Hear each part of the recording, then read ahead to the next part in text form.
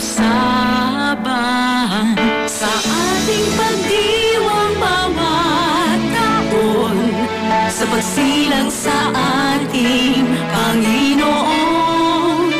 Witain sa gitna ng pagsasaya ang tunay na mahalaga. Sundan muli ang bituin, siyang maghahatid pabalik sa kanyang piling. Ang regalo ng Pasko ay ang pagsilang kay Jesucristo. Ipagdiwang natin ang buong puso.